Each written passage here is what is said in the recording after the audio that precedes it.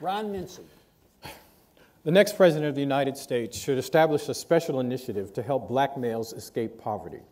Most poverty experts now agree that the challenges this population experiences have reached crisis proportions, and despite decades of awareness, there is little sign that change will occur in the future.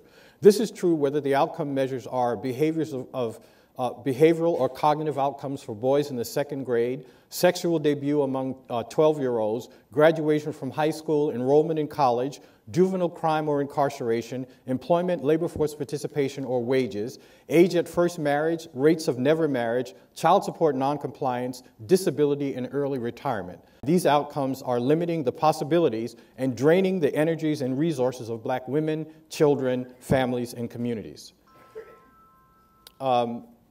This initiative would visit more universal programs to examine why they are not working for black males and add supports and requirements needed to overcome barriers to participation and effectiveness. I'd like to use 4 examples and then end with 4 guiding principles. Longitudinal early childhood education.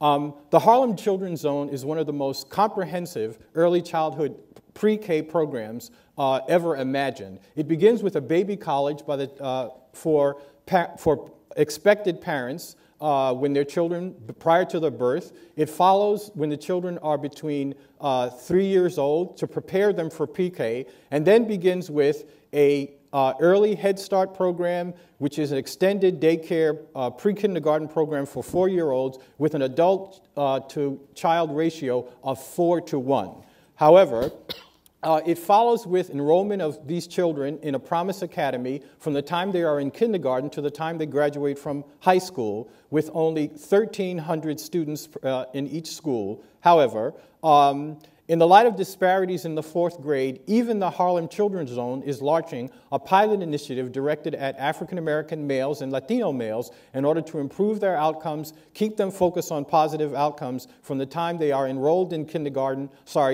in the 4th grade to the time they complete college. Thirdly, youth and workforce development. We should expand funding in the Job Corps, get new training slots in the Workforce Investment Act, and restore funding to the Youth Opportunity Grant Program. However, we should also undertake a number of initiatives that make these programs ineffective for black males. These would include initiatives such as reducing or eliminating occupational license bans for people who have criminal records. Why should an ex-offender have be barred from a license to be a barber? We should increase the amount of money in insurance bonding programs so that liability doesn't discourage the hiring of ex-offenders. We should provide temporary transitional employment for, as is done in the Center for Employment Opportunities that helps ex-offenders transition to work. And we should use the bully pulpit and educational programs targeted at employers to make them understand that if they refuse to hire someone as a consequence of a criminal record, they have to have an employment-related reason for doing so. Work incentives that reach men.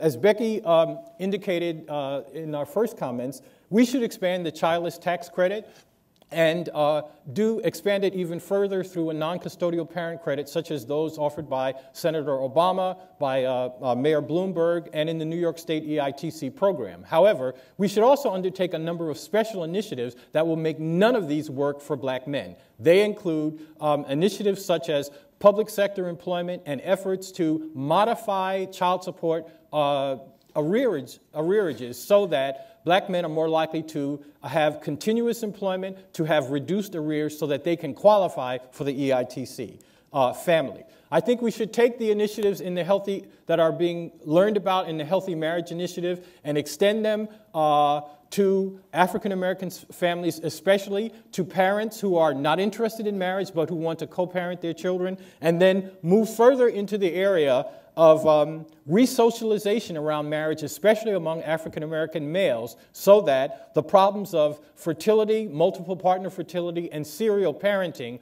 do not go on to continue to reduce the likelihood of marriage among African American males. We should extend programs on early sexual debut so that we reduce the premature fatherhood by African American males, and we should extend fatherhood initiatives such as those offered by Senator Obama. The 5 principles. These programs, this initiative should be multi-generational in character. We should engage the 19-year-old African-American unwed father in improving the cognitive abilities of his 3-year-old child. These initiatives should be realistic and responsible. We should be asking two things. First, what are the minimal requirements of citizenship that we as a nation expect African-American males to achieve? Second, what are we as a nation prepared to do to help them do so?